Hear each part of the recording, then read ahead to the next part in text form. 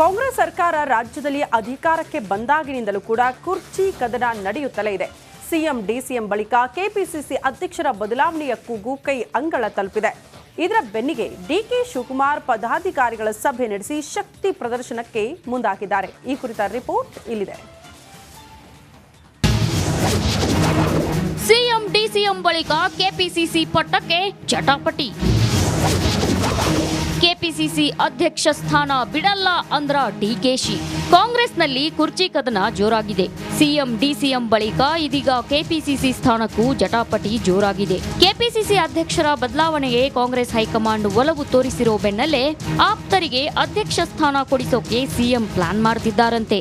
ಇತ್ತ ಡಿಕೆ ಶಿವಕುಮಾರ್ ಕೂಡ ಪದಾಧಿಕಾರಿಗಳ ಸಭೆ ನಡೆಸಿ ಶಕ್ತಿ ಪ್ರದರ್ಶನಕ್ಕೆ ಮುಂದಾಗಿದ್ದಾರೆ.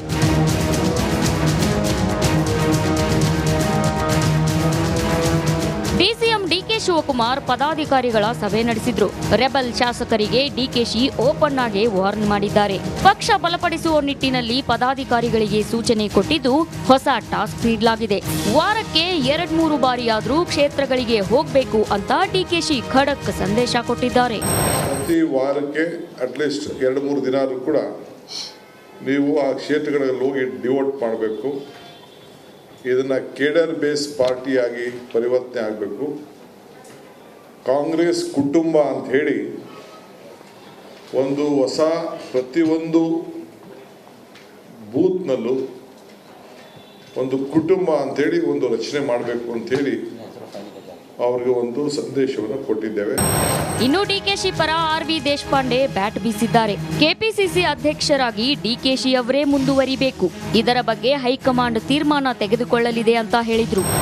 ಪಕ್ಷ ನಿರ್ಣಯ ಮಾಡ್ತಿದೆ, ಹೈಕಮಾಂಡ್ ಮಾಡ್ತದೆ, ಎಲ್ಲರ ಅಭಿಪ್ರಾಯ ತಗೊಳ್ತಾರೆ. ಎಲ್ಲರ ಅಭಿಪ್ರಾಯ ತಗೊಂಡ್ರೆ ನಿರ್ಣಯ ಮಾಡ್ತಾರೆ. ಹಾಗೆ ಅದಕ್ಕೆ ನಾವು ಒಪ್ಕೊಳ್ಬೇಕು, ಶಿಸ್ತಿಂದ ಹೋಗಬೇಕು, ಅವರೇ ಮುಂದುವರಿಬೇಕು. ಅವರೇನು ರಾಜೀನಾಮೆ ಕೊಟ್ಟರೆ ಬೇರೆ ಬದಲಾವಣೆ ಬರ್ಬೋದು ವಿನಃ ಅವ್ರ ರಾಜೀನಾಮೆ ಯಾರು ಕೇಳ್ತಾ ಇಲ್ಲ, ಆ ಪ್ರಸ್ತಾವ ಯಾರು ಮುಂದಿಲ್ಲ.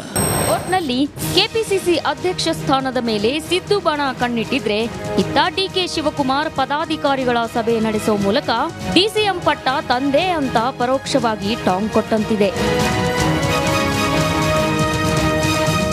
Bureau report, republic Kannada. ಮಲೆನಾಡಿನಲ್ಲಿ ಪದೇ ಪದೇ ಸರ್ವರ್ ಸಮಸ್ಯೆ ಕಾಮನ್. ನೋಂದಣಿಗಾಗಿ ದಿನಗಟ್ಟಲೆ ಕಾಯುವಂತಹ ಪರಿಸ್ಥಿತಿ ಇದೆ. ರಾಜ್ಯ ಸರ್ಕಾರದ ಕಾವೇರಿ ತಂತ್ರಾಂಶದಂತೂ ಸಾಲು ಸಾಲು ಸಮಸ್ಯೆ.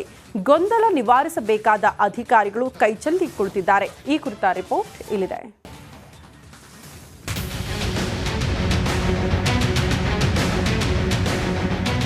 ಕಚೇರಿಯಲ್ಲಿ ಸಾಲಾಗಿ ಅಲ್ಲಲ್ಲಿ ಕೂತು ಬೇಸತ್ತ ಜನರು, ಕಂಪ್ಯೂಟರ್ಸ್ ಮುಂದೆ ಜಮಾಯಿಸಿದ ಸಾರ್ವಜನಿಕರು. ಅರೆ ಇದೇನಪ್ಪ, ಒಂದೇ ಕಚೇರಿಯಲ್ಲಿ ಇಷ್ಟೊಂದು ಜನ ಏನ್ ಮಾಡ್ತಿದ್ದಾರೆ ಅಂತ ನಿಮ್ಮಲ್ಲಿ ಪ್ರಶ್ನೆ ಮೂಡಬಹುದು. ಇದಕ್ಕೆಲ್ಲ ಕಾರಣ ಸರ್ಕಾರದ ಕಾವೇರಿ ತಂತ್ರಾಂಶ.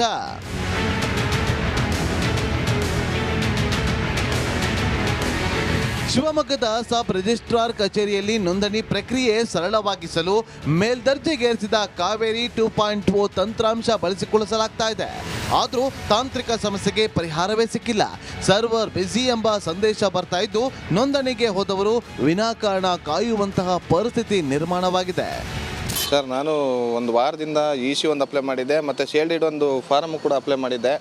ಒಂದು ವಾರ ಆಯಿತು ಕೂಡ ಅದ್ರದ್ದು ಯಾವುದೂ ರೆಸ್ಪಾನ್ಸ್ ಕೂಡ ಸರಿಯಾಗಿ ಆಗ್ತಿಲ್ಲ. ಕೇಳಿದ್ರೆ ಬರೀ ಸರ್ವರ್ ಬಿಜಿ ಅಂತಾರೆ. ಇದು ಯಾವುದೋ ಕಾವೇರಿ 2.0 ಬಂದುಬಿಟ್ಟು ನಮಗೆಲ್ಲ ಭಾರಿ ಸಮಸ್ಯೆ ಆಗ್ತಿದೆ. ದಯವಿಟ್ಟು ಮುಂದಿನ ದಿನಗಳಲ್ಲಿ ಇದನ್ನು ಸರಿ ಮಾಡಿಸ್ಕೊಡ್ಬೇಕಂತ ತಮ್ಮಲ್ಲಿ ಕೇಳ್ಕೊತೀನಿ. ಸರ್ವರ್ ಸಮಸ್ಯೆಯಿಂದ ರಿಜಿಸ್ಟ್ರೇಷನ್ ಅಲ್ಲದೆ ಹಣ ಕಟ್ಟೋಕ್ಕೂ ಸಮಸ್ಯೆ ಆಗ್ತಾ ಇದೆ. ದೂರದ ಊರುಗಳಿಂದ ಒಂದು ದಿನ ರಜೆ ತೆಗೆದುಕೊಂಡು ಬಂದವರು ಸರ್ವರ್ ಕಾರಣಕ್ಕೆ 2-3 ದಿನ ಕಾಯುವ ಸ್ಥಿತಿ ನಿರ್ಮಾಣವಾಗಿದೆ. ಕಾವೇರಿ ತಂತ್ರಾಂಶದ ತಾಂತ್ರಿಕ ಸಮಸ್ಯೆಯಿಂದ ಸಬ್ ರಿಜಿಸ್ಟ್ರಾರ್ ಕಚೇರಿ ಸಿಬ್ಬಂದಿಗೂ ದಾರಿ ತೋಚದಂತಾಗಿದೆ. ಸರ್, ಈಗ ಗೌರ್ಮೆಂಟವರು ಯಾವುದೋ ಹೊಸದು ಸರ್ವರ್ ಬಿಟ್ಟಿದ್ದಾರೆ. ಅದರಿಂದ ನಾವು ಈಗ ಬ್ರೋಕರ್ಗಳಾಗಿ ರಿಯಲ್ ಎಸ್ಟೇಟು ಅದು ಇದು ಸಣ್ಣ ಪುಟ್ಟ ವ್ಯವಹಾರ ಮಾಡ್ತಾಯಿದ್ದೀವಿ. ಪಾರ್ಟಿಗಳು ಊರಿಂದ ಬಿಟ್ಟು ಬಂದಿರ್ತಾರೆ. ಸರ್ವರ್ ಪ್ರಾಬ್ಲಮ್ಮು, ಅಪ್ಲೋಡಿಂಗ್ ಪ್ರಾಬ್ಲಮ್ಮು, ಈಸುಗಳು ಕೇಳಿದ್ರೆ ವಾರಗಟ್ಟಲೆ ಆದರೂ ಬರ್ತಿಲ್ಲ. ತುಂಬ ಪ್ರಾಬ್ಲಮ್ ಆಗ್ತಿದೆ. ಪಾರ್ಟಿಗಳು ಕೆಲಸ ಕಾರ್ಯಗಿಟ್ಟು ಬೇರೆ ಬೇರೆ ಊರಿಂದ ನಂಬಿಕೆ ಮೇಲೆ ಬಂದಿರ್ತಾರೆ. ಇಲ್ಲಿ ನೋಡಿದ್ರೆ ಸರ್ವರ್ ಅಪ್ಲೋಡ್ ಆಗಲ್ಲ, ಇದಾಗಲ್ಲ ಅಂತ ಪಾರ್ಟಿಗಳನ್ನ ಹೋಲ್ಡ್ ಮಾಡಿಸ್ಬೇಕು. ಪಾರ್ಟಿ ನಮ್ಮ ಮೇಲೆ ಹೋಗಿದ್ದಾರೆ. ನಾವು ಇದನ್ನೇ ನಂಬ್ಕೊಂಡು ಜೀವನ ಮಾಡೋದು. ಏನೋ ಒಂದು ಸರ್ವರ್ ಒಳ್ಳೆ ರೀತಿಯಲ್ಲಿ ಇದ್ದು ಎಲ್ಲ ಚೆನ್ನಾಗಿದ್ದರೆ ನಮಗೂ ಒಂದು 3 ಕಾಸು ಆಗುತ್ತೆ, ನಾವು ಸಂಸಾರ ನಡೆಸ್ಬೋದು. ಕಾವೇರಿ ತಂತ್ರಾಂಶದ ತಾಂತ್ರಿಕ ಸಮಸ್ಯೆಗಳತ್ತ ಕೂಡಲೇ ಮೇಲಧಿಕಾರಿಗಳು ಗಮನ ಹರಿಸಬೇಕಿದೆ. ಈ ಮೂಲಕ ಆಸ್ತಿ ನೋಂದಾವಣೆಗೆ ಬರುವ ಜನರ ಸಮಸ್ಯೆ ನಿವಾರಿಸಬೇಕಿದೆ. ಕ್ಯಾಮರಾ ಪರ್ಸನ್ ಚಿರಾಗ್ ಜೊತೆ ಭೀಮಾನಾಯಕ್, ಎಸ್ ರಿಪಬ್ಲಿಕ್ ಕನ್ನಡ, ಶಿವಮೊಗ್ಗ.